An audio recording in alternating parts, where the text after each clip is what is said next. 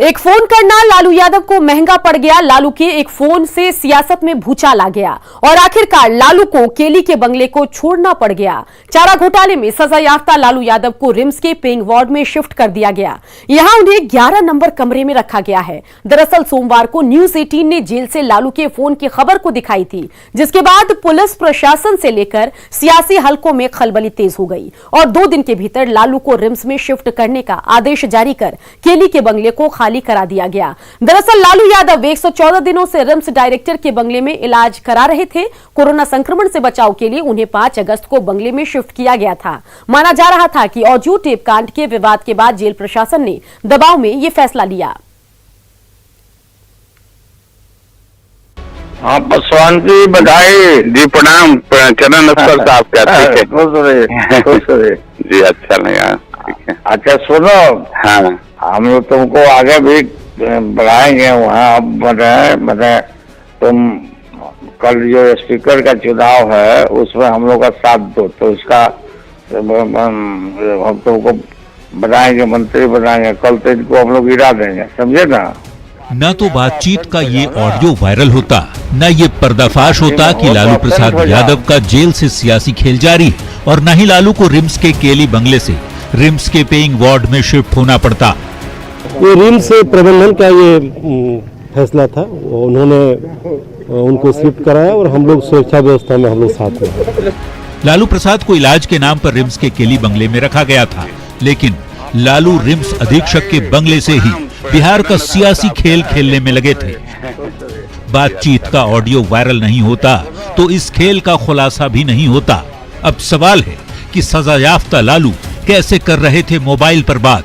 क्या लालू के इस खेल में जेल प्रशासन की मिलीभगत है या लालू को रांची जिला प्रशासन का मिल रहा था साथ? ये ऐसे सवाल हैं जिनका जवाब बिहार झारखंड का हर शख्स जानना चाहता है, लेकिन रांची जिला प्रशासन और जेल प्रशासन एक दूसरे के मत्थे इस लापरवाही का ठीकरा फोड़ने में ही जुटा है।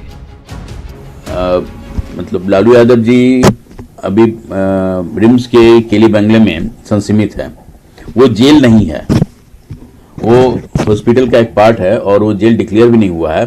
तो उसके लिए गृह विभाग ने एक स्टैंडर्ड ऑपरेटिंग प्रोसीजर जारी किया है, जिसके अंतर्गत वहां कोई भी इलाजरत बंदी जो होते हैं उनकी अभिरक्षा का दायित्व तो वहां जो ऑफिसर इंचार्ज है, जो कि डीएसपी लेवल से नीचे का नहीं होता है, उसका होता है। मजिस्ट्रेट जो होते हैं वो विधि व्यवस्था के पॉइंट ऑफ व्यू से हमें डिप्यूट किए थे, और बाकी वो जो पूरा जेल, वो पूरा हॉस्पिटल जो है वो जेल सुपरिटेंडेंट के अधीन में है।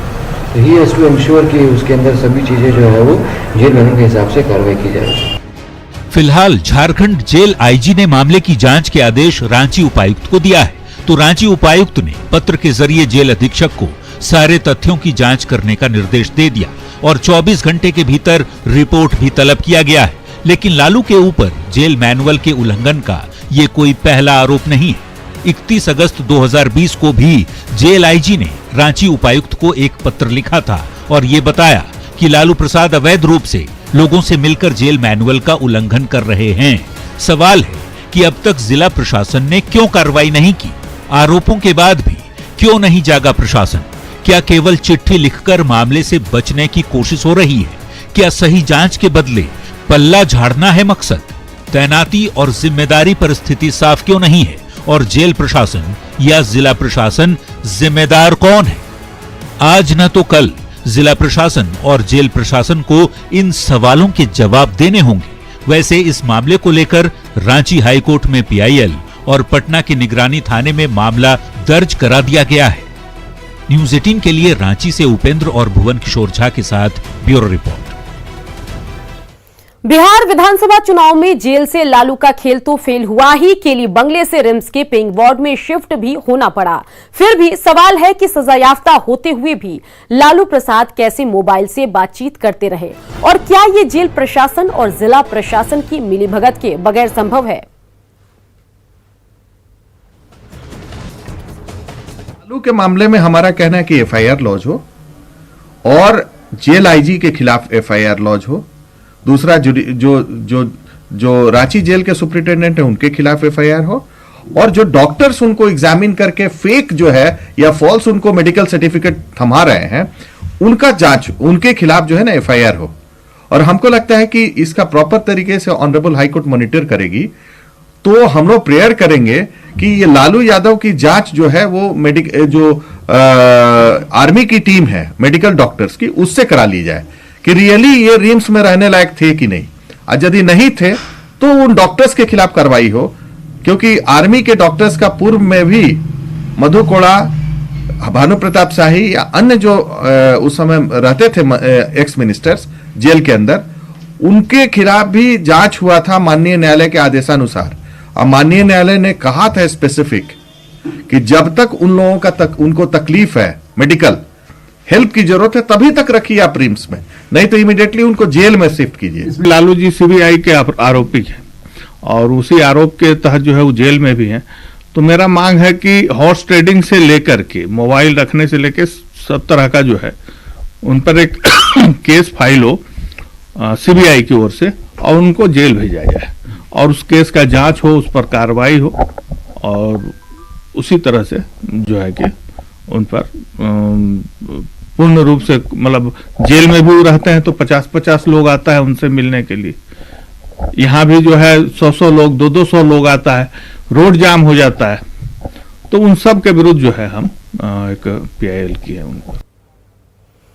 तो जेल से सियासी खेल और एक फोन पर बुरे फंसे लालू प्रसाद को भले ही आनंद फानन में किली बंगले से रिम्स के पेइंग वार्ड में शिफ्ट कर दिया गया हो, लेकिन लालू प्रसाद की मुश्किलें इतने से ही कम होती नहीं दिख रही। लालू प्रसाद पर जेल मैनुअल का उल्लंघन और एक कैदी को वीआईपी ट्रीटमेंट दिए जाने के खिलाफ झारखंड हाईकोर्ट में एक याचिका दायर की गई है। याचिकाकर्ता अनुरंजन अशोक ने कोर्ट से लालू प्रसाद को जेल में शिफ्ट करने की अपील की है। अनुरंजन अशोक ने अपनी याचिका में आरोप लगाया है कि लालू प्रसाद लगातार जेल मैनुअल की धज्जियां उड़ा रहे हैं।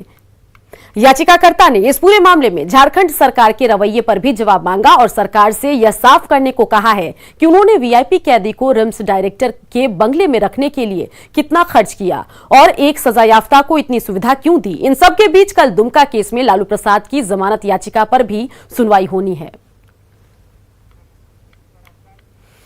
लालू प्रसाद के खिलाफ झारखंड हाईकोर्ट में याचिका दायर किए जाने को आरजेडी प्रवक्ता ने सियासी साजिश बताया है। पार्टी प्रवक्ता स्मिता लकड़ा ने कहा कि जब जब लालू प्रसाद की जमानत की तारीख आती है तब तब किसी न किसी तरह से उनकी जमानत के रास्ते में रोड़ा अटकाने का प्रयास किया जाता है। जेल मैनुअल, इस पर मैं यही कहना चाहूंगी कि definitely the intention behind this PIL is very clear कि ताकि एक हिंड्रेंस पैदा किया जा सके उनके बेल प्रोसीजर में, उनका जेल से बाहर आने में। और इस पर मेरी प्रतिक्रिया यही है कि मुझे पूरा विश्वास है अपने जुडिशियल सिस्टम पर, अपनी जुडिशरी पर, और मुझे यकीन है कि हर एस्पेक्ट की प्रॉपर इन्वेस्टिगेशन होगी, जांच होगी और डेफिनेटली इस पीआईएल का लालू प्रसाद यादव जी के फ्यूचर प्रोस्पेक्ट्स पर कोई भी असर होने वाला नहीं है।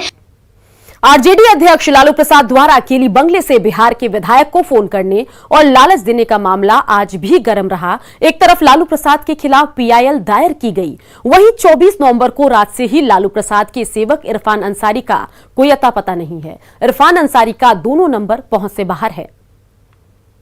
मैंने भी ये निर्देश दिया है पार्टी के लोगों को कि जो इरफान अंसारी, जो राष्ट्रीय अध्यक्ष माननीय लालू यादव जी का सेवक हैं और कुछ दिनों से पता नहीं चल पा रहा है कि हैं कहाँ, तो पता करने के लिए हमने आदेश दिया है।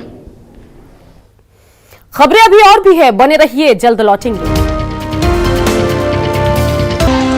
और अब रांची के युवराज धोनी के टमाटर की बात करते हैं, जो इन दिनों बाजार तक पहुंच रहे हैं। दरअसल क्रिकेटर धोनी अपने फार्म हाउस की 3 एकड़ जमीन पर टमाटर की खेती कर रहे हैं। बेहतर क्वालिटी के टमाटर की खेती में धोनी के कृषि सलाहकार की बड़ी भूमिका है। महेंद्र सिंह धोनी अब खेती की जमीन को भी बेहतर तरीके से परख रहे हैं। जी, रांची के सैम्बो स्थित धोनी का फार्म हाउस वैसे तो काफी चर्चित रहा है, लेकिन इस मौसम में किसी और वजह से धोनी के फार्म हाउस की चर्चा हो रही है और वो है धोनी की खेती वाली तकनीक। माही के फार्म हाउस में 3 एकड़ जमीन में टमाटर की खेती की जा रही है, जो तैयार होकर अब रांची के बाजारों तक पहुंचने लगी है। लिहाजा न्यूज 18 की टीम जब धोनी के फार्म हाउस पहुंची तो नजारा हर तरफ टमाटर वाला ही दिखा। उच्च क्वालिटी के टमाटर की खेती कर धोनी इलाके के किसानों को प्रेरित करना चाहते हैं और इसमें उनका साथ दे रहे हैं कृषि सलाहकार रोशन। यहाँ मेन पर्पस लगाने का है कि किसान कुछ सीखें। यहाँ काफ़ी अच्छे वैरायटी देख रहे होंगे, काफ़ी अच्छे उगे हुए भी देख रहे होंगे। किसान भी चाहते हैं कि ऐसा लगाएं और ऊपर से धोनी भैया लगा रहे हैं तो उनके लिए एक प्रेरणादायक भी हो जाएंगे। कि टमाटर की कौन सी किस्म है? टमाटर की TO 1156 वैरायटी है। वैसे धोनी अपने अलग अंदाज के लिए ही जाने जाते रहे हैं, लेकिन क्रिकेट के मैदान से लेकर फार्मिंग और खेती से उनका ये जुड़ाव निश्चित तौर पर युवा किसानों को प्रेरित कर रहा है। संजय कुमार सिन्हा, न्यूज़ 18 रांची। रांची पुलिस की हिरासत से एक आरोपी फरार हो गया। नामकुम थाना क्षेत्र में चोरी के आरोप में गिरफ्तार इमरान को कोविड टेस्ट के लिए सदर अस्पताल रांची लाया गया था। कोविड टेस्ट के दौरान ही आरोपी पुलिस को चकमा देकर फरार हो गया, जिससे रांची पुलिस की एक बार फिर किरकिरी हो रही है। वहीं फरार आरोपी को दोबारा गिरफ्तार करने के लिए पुलिस इलाके की खाक छानती नजर आई। आसपास के थानों को भी अलर्ट किया गया है। ठंड से पहले गरीबों को गर्म कपड़े कैसे नसीब हों, इसे लेकर जिला प्रशासन के सहयोग से उन्हें गर्म कपड़ा मुहैया कराने को लेकर एक मुहिम शुरू की गई है और इसमें कई स्वयंसेवी संस्थाएं भी जिला प्रशासन के सहयोग में सामने आई। इसी के तहत 10 मिलियन स्माइल के तहत एक कार्यक्रम की शुरुआत की गई, जिसके तहत राजधानी रांची में कई कलेक्शन पॉइंट बनाए जा रहे हैं, जहां गर्म कपड़ों का संग्रह किया जाएगा और यहां से संग्रह किए गए कपड़ों को गरीबों के बीच बांटा जाएगा। आने वाले दिनों में इस मुहिम को PDS से भी जोड़ने की योजना है। प्रयास रहेगा कि हम लोग लगभग 10 मिलियन स्माइल जो है हमारा, कि ये इतने कपड़े हमारे एकत्रित हों और ज़रूरतमंदों के बीच में इसको हम लोग फिर वितरित भी करेंगे। जैसा कि देख रहे हैं 1 मिलियन स्माइल, तो इतने लोगों के चेहरे पे खुशी आएगी और उलेन कपड़े हम लोग दे रहे हैं, इससे बड़ी खुशी हम लोगों के लिए और कुछ नहीं है। और आप तो बता ही दिए कि ठंड में बहुत परेशानी होती है गरीब बच्चों को, तो मुझे लगता है कि इस मुहिम के माध्यम से सबों को एक अच्छे ढंग से वो कपड़े मिल सकेंगे। और इसी के साथ बुलेटिन में इतना ही, लेकिन आप बने रहिए क्योंकि आगे आपको हम दिखाएंगे 200 गांव 200 खबर।